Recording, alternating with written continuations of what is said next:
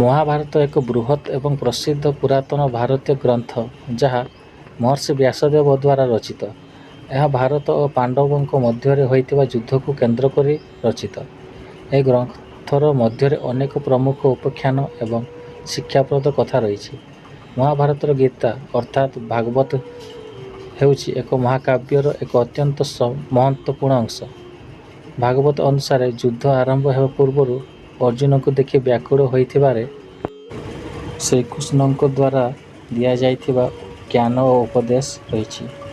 ଏହାର ମୂଳ ବିଷୟବସ୍ତୁ ହେଉଛି କର୍ତ୍ତବ୍ୟ, ଧର୍ମ, ମୋକ୍ଷ ଓ ନିଷ୍କାମ କର୍ମ।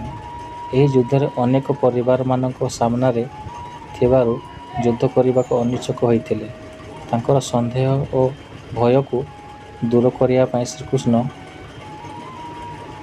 ତାଙ୍କୁ ଗୀତା ରୂପେ ଯୁକ୍ତି, ଜ୍ଞାନ ଓ ଧର୍ମର ଉପଦେଶ ଦେଇଥିଲେ। ଭଗବତ୍ ଗୀତାର ମୂଳ ଶିକ୍ଷା ଏବଂ ସନ୍ଦେହ ହେଉଛି ନିଷ୍କର୍ମ କର୍ମ, କର୍ମକୁ ଫଳ ଆଶା ରଖିବା ବିନା କରିବା ଧର୍ମ, ନିଜର କର୍ତ୍ତବ୍ୟ ପାଳନ କରିବା ଭକ୍ତି, ଜ୍ଞାନ, ଭକ୍ତି ଜ୍ଞାନ ଓ ମାର୍ଗରେ ଚାଲିବା ମୋକ୍ଷ, ମୋକ୍ଷ ପାଇବା ପାଇଁ ଆତ୍ମାର ସଫଳତା ଓ ମୁକ୍ତି।